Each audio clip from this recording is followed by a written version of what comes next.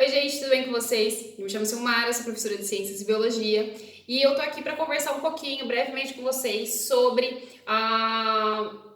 evolução. Na verdade, esse vídeo aqui que eu tô gravando é uma continuação do vídeo anterior, que eu não debati dois cientistas aí que eu quero discutir com vocês agora no vídeo anterior, para o vídeo não ficar muito longo. E aí eu prometi que eu iria deixar um vídeo só sobre esses dois teóricos, né? Na verdade, o vídeo anterior eu já trouxe os conceitos básicos de evolução. Aqui eu queria discutir sobre os dois dos cientistas aí mais famosos, que são Charles Darwin e Jean-Baptiste Lamarck.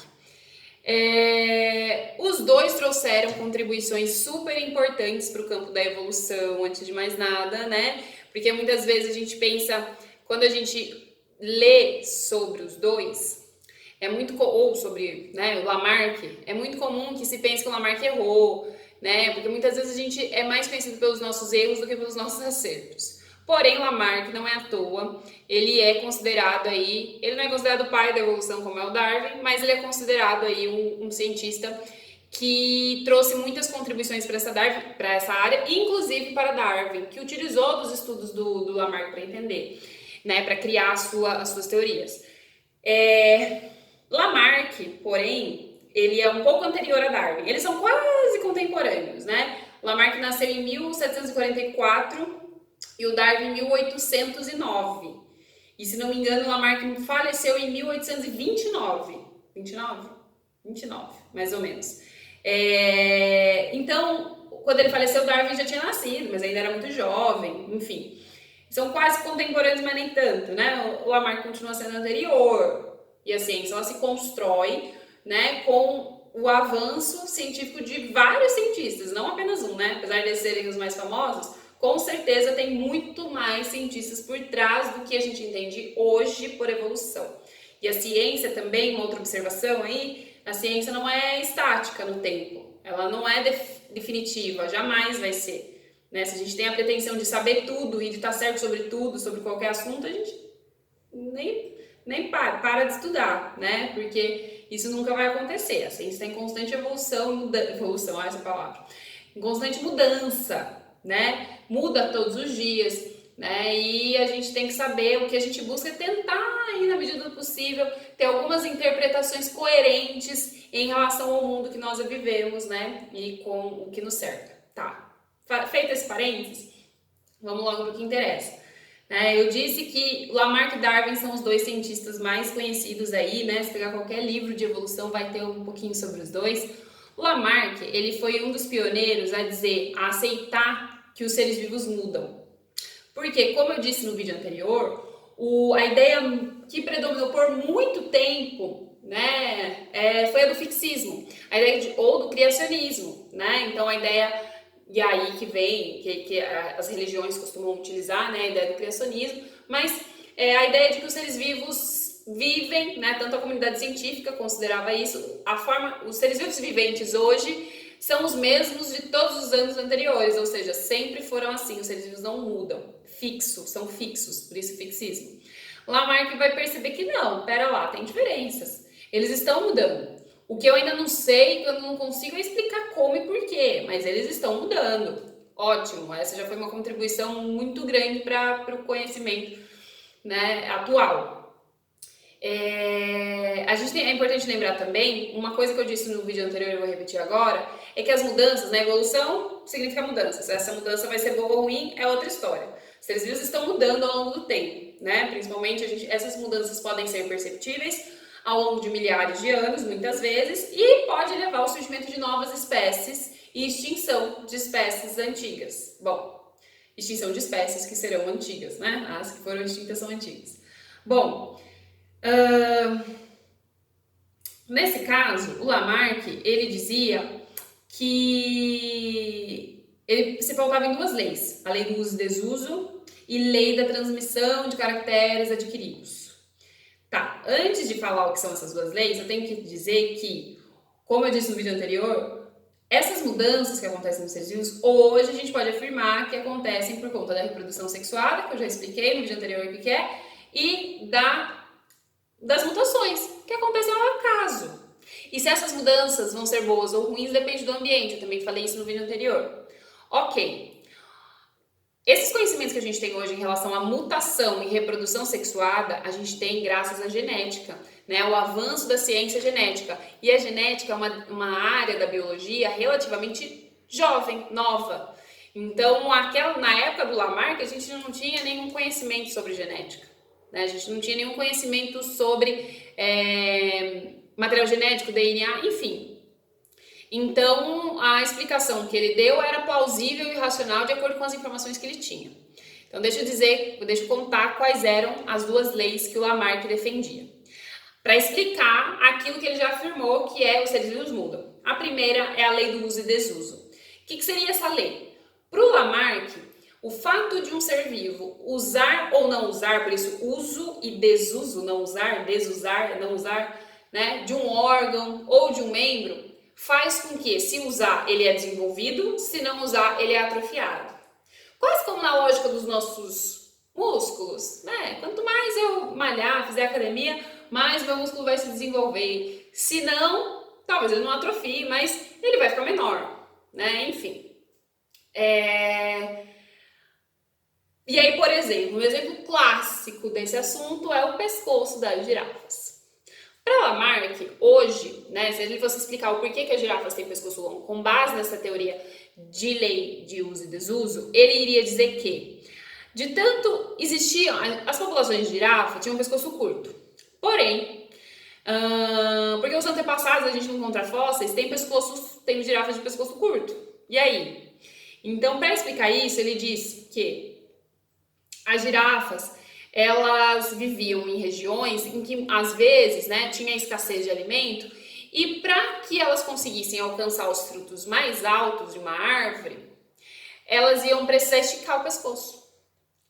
Quanto mais elas esticassem esse pescoço, mais esse pescoço alongava, ou seja, quanto mais ela usasse esse pescoço, mais o pescoço alongava, e aí elas iam comer, se alimentar, não iam passar fome, ia continuar existindo, essa espécie não ia se extinguir.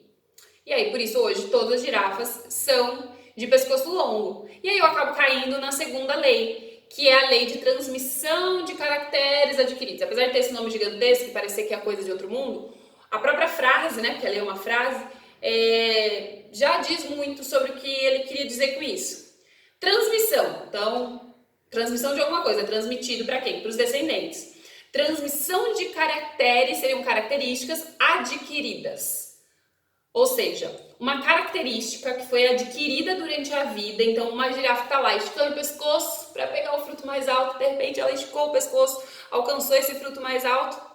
Ela adquiriu essa característica, certo? Ela adquiriu essa característica ao longo da vida dela, por ela usar muito esse órgão, o pescoço, para se alimentar.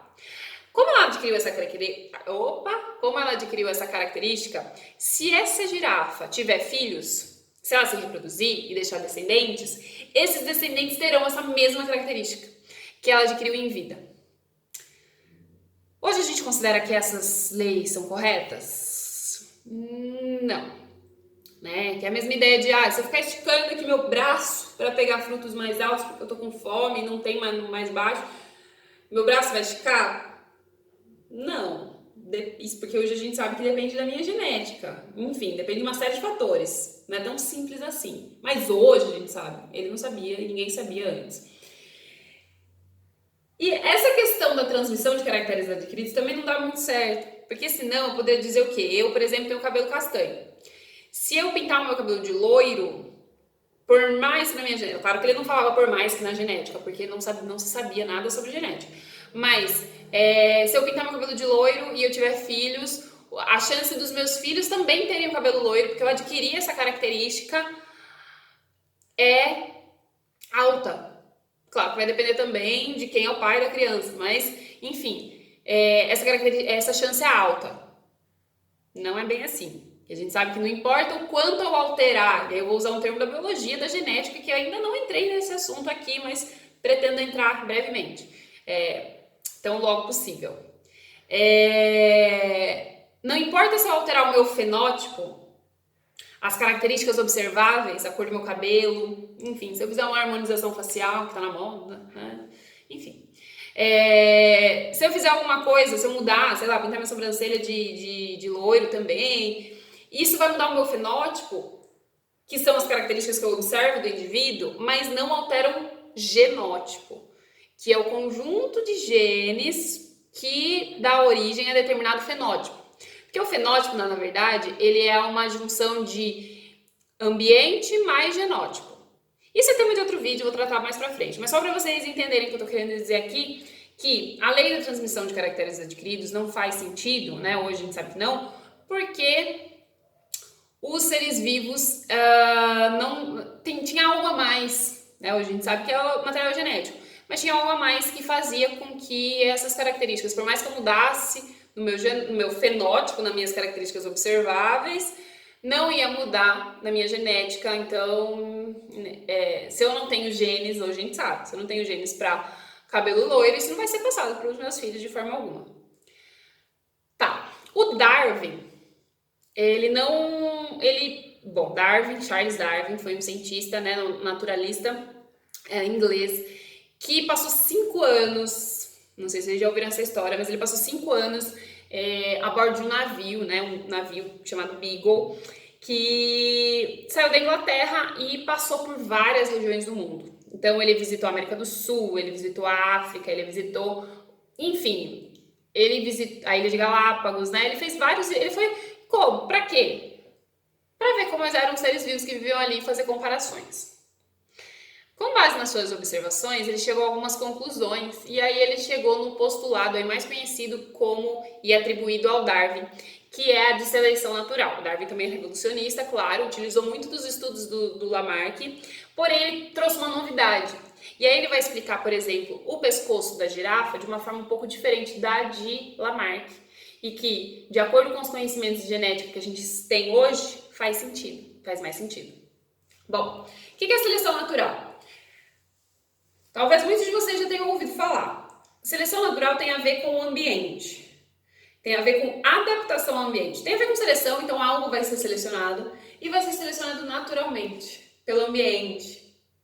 Bom, seleção natural é a ideia de que os mais aptos, os seres vivos que são mais aptos ou adaptados a sobreviver em um determinado ambiente, terão mais sucesso, né, reprodutivo, de sobrevivência, e deixarão mais descendentes. Ou seja, seres mais aptos. Então, numa população qualquer, eu tenho seres diferentes. Eu falei sobre isso no último vídeo. Uma população qualquer tem diferenças entre os seres vivos, mesmo dentro de uma população humana ou qualquer outra espécie.